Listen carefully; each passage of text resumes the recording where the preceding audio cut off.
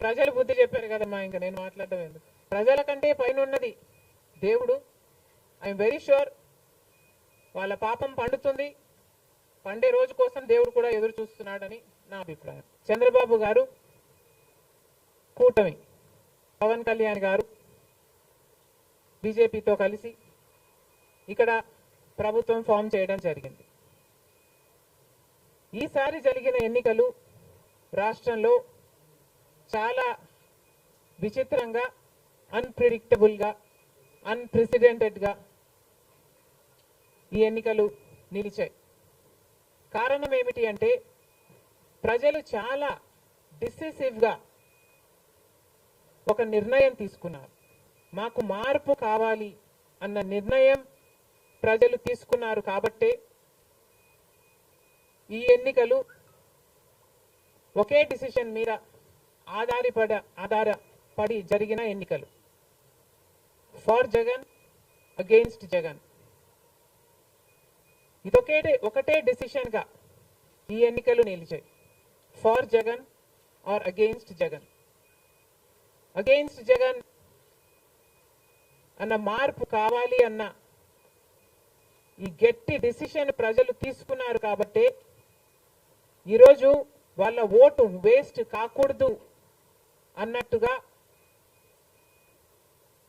చాలా డిసిసివ్ గా they voted with a vengeance for change. ఇది అవునన్నా కాదన్నా ఇది వాస్తవం.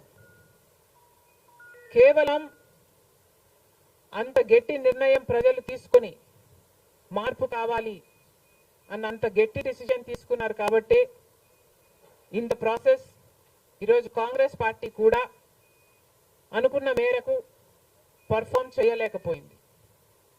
కాంగ్రెస్ పార్టీ కూడా కేవలం నెల రోజుల ముందు సర్వే చేస్తే Congress party vote share between 6 to 7% ఉంది. దాన్ని మేము కష్టపడి పనిచేస్తే నేనే స్వయంగా 64 కాన్స్టిట్యుయెన్సీల్లో క్యాంపెయిన్ చేయడం కూడా జరిగింది. వీటన్నిటితో కనీసం 8% దాటుతుంది అని కాంగ్రెస్ పార్టీ ధీమాగా ఉంటే అది కూడా జరగలేదు. కారణం ఏమిటి అంటే ప్రజలు చాలా డిసిసివ్గా వాళ్ళ ఓటు వేస్ట్ కాకూడదు, ప్రభుత్వం ఎలాగైనా మారాలి, మేము మార్చాలి అన్న డిసిషన్ తీసుకున్నారు కాబట్టే ప్రజలు కాంగ్రెస్ పార్టీకి కూడా ఓటు వేయడానికి ఆలోచన చేయడం జరిగింది. ఏది ఏమైనా కాంగ్రెస్ పార్టీ ప్రజల గుండెల్లో స్థానం సంపాదించుకోవడం మొదలుపెట్టింది. ఇది ఇలాగే అంచెలంచెలుగా పెరుగుతూ పోతుంది. రాహుల్ గాంధీ గారి నాయకత్వంలో మేమందరం కూడా కష్టపడి పనిచేయడానికి సిద్ధంగా ఉన్నాం. అటు కేంద్రంలోనైనా ఇటు రాష్ట్రంలోనైనా కాంగ్రెస్ పార్టీకి మంచి భవిష్యత్తు ఉంటుందని 2029 కల్లా మేము ఒక మంచి పొజిషన్లోకి రాగలమని నమ్మకం మా అందరికీ ఉంది. ఈరోజు చంద్రబాబు గారు ముఖ్యమంత్రి, ప్రజల తీర్పును గౌరవిస్తూ ఆయనకు మరొకసారి శుభాకాంక్షలు తెలియజేస్తుంది కాంగ్రెస్ పార్టీ. అలాగే చంద్రబాబు గారికి మరొకసారి గుర్తు చేస్తుంది కాంగ్రెస్ పార్టీ మన రాష్ట్రానికి రావాల్సిన ప్రత్యేక హోదా. ప్రత్యేక హోదా అన్నది ఆంధ్ర రాష్ట్ర ప్రజల ఊపిరి. 10 సంవత్సరాలుగా మోడీ గారు, బీజేపీ పార్టీ ప్రత్యేక హోదా విషయంలో ఆంధ్ర రాష్ట్రాన్ని, ఆంధ్ర ప్రజలను మోసమే చేశారు. 10 సంవత్సరాల క్రితము ఎలక్షన్లకు ముందు మోడీ గారు వచ్చినప్పుడు 10 సంవత్సరాలు ప్రత్యేక హోదా ఇస్తాము అని తిరుపతిలో మాట ఇవ్వడం జరిగింది మోడీ గారు. అప్పుడు చంద్రబాబు గారు చెప్పిన మాట 10 సంవత్సరాలు సరిపోదు, 15 సంవత్సరాలు కావాలి అన్నారు అదే సభలో. కానీ 10 సంవత్సరాలు గడిచిపోయినా కూడా ఈ రోజు వరకు కూడా బీజేపీ పార్టీ ఆ మాటను నిలబెట్టుకోలేదు. కానీ ఇప్పుడు చంద్రబాబు గారు మద్దతు ఇస్తున్నారు కాబట్టి బీజేపీ పార్టీ అధికారంలో నిలబడింది. ఈ విషయం మోడీ గారు గుర్తుపెట్టుకోవాలి. ఎందుకంటే ఈరోజు ఆంధ్ర రాష్ట్ర ప్రజల ఎన్నుకున్న ఎంపీలు కనుక బీజేపీ పార్టీకి చంద్రబాబు గారు మద్దతు ఇవ్వకపోయి ఉంటే అసలు బీజేపీ పార్టీ అధికారంలో ఉండే ప్రసక్తే లేదు.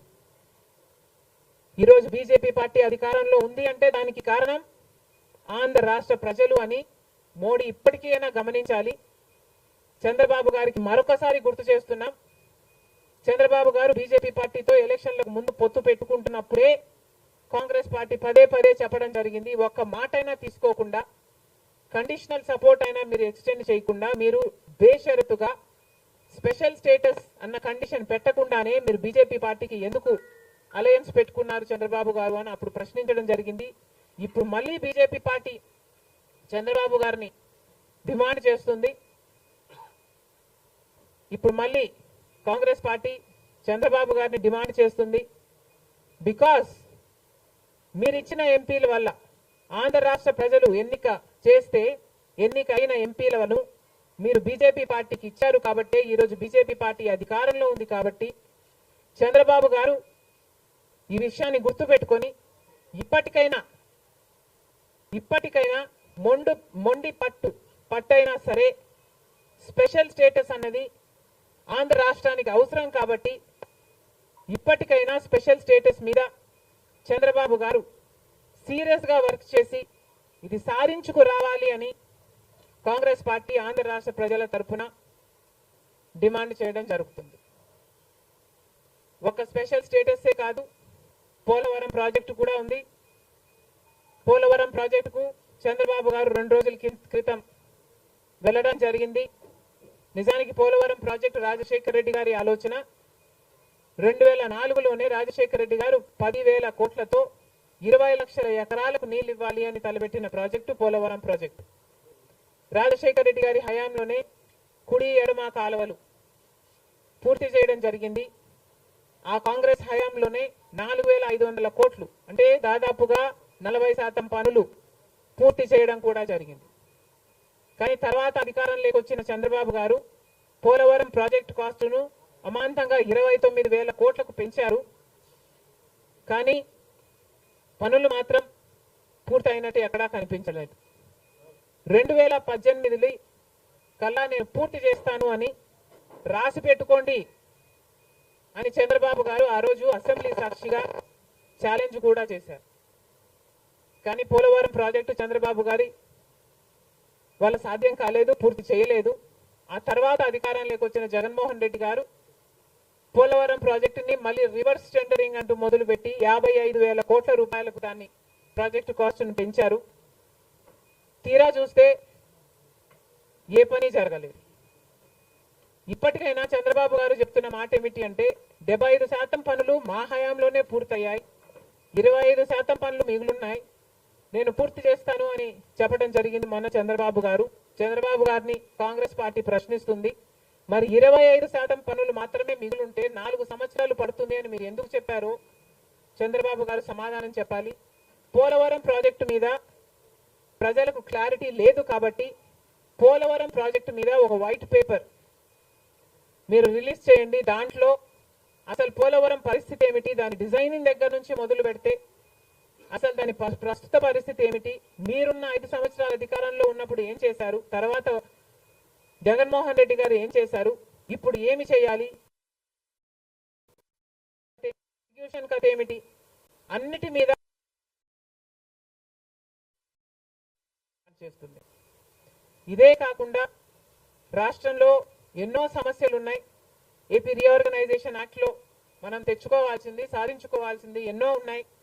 అవన్నీ కూడా క్యాపిటల్ సిటీ అయితేనేమి, పోర్ట్లు అయితేనేమి, కడపలో స్టీల్ ఫ్యాక్టరీ అయితేనేమి, వీటన్నిటి మీద చంద్రబాబు గారు పని చేయాల్సి ఉంటుంది. మన రాష్ట్రంలో ఎక్కడా లేని విధంగా 50 లక్షల మంది బిడ్డలు ఉద్యోగాలు లేకుండా ఉన్నారు. ఇవన్నీ దృష్టిలో పెట్టుకొని చంద్రబాబు గారు ప్రజలకు ఒక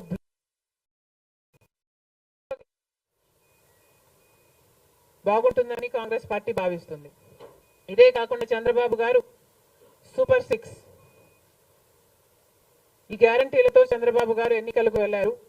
దీంట్లో యువతకు 20 లక్షల యువత వరకు ఉద్యోగ అవకాశాల కల్పన కల్పిస్తామని చెప్పారు. లేదా 3,000 రూపాయలు ప్రతి నెల ప్రతి నిరుద్యోగికి నిరుద్యోగ భృతి ఇస్తామన్నారు చంద్రబాబు గారు. అదే కాకుండా స్కూల్కు వెళ్లే పిల్లలకు ప్రతి విద్యార్థికి 15,000 రూపాయలు సంవత్సరానికి ఇస్తామని చెప్పారు. ప్రతి రైతుకి 20,000 రూపాయలు ఆర్థిక సహాయం ఇస్తామన్నారు. ప్రతి మహిళకు నెలకు 1,500 ఆర్థిక సహాయం, అంటే ప్రతి మహిళకి కూడా ఒక పెన్షన్ లాగా 1,500 ఇస్తామని చంద్రబాబు గారు మాటిచ్చారు. మహిళలకు ఉచిత బస్ ప్రయాణమే కాకుండా ఏడాదికి 3 గ్యాస్ సిలిండర్లు కూడా ఉచితంగా ఇస్తామని చంద్రబాబు గారు సూపర్ 6 లో ఇవ్వడం జరిగింది. ఇవన్నీ కూడా చంద్రబాబు గారు దీని విధి విధానాలు ఏమిటో, మొదలు పెట్టే తేదీ ఏమిటో వీటి మీద కూడా చంద్రబాబు గారికి స్పష్టత ఇవ్వాల్సిన అవసరం ఉంది. ఇవన్నీ ఎందుకు చెప్తున్నాము అంటే మన రాష్ట్రము మిగతా రాష్ట్రాల్లాగా కాదు.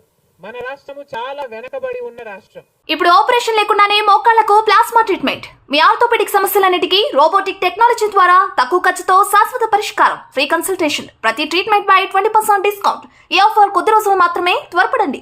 V9 hospitals 9281465842.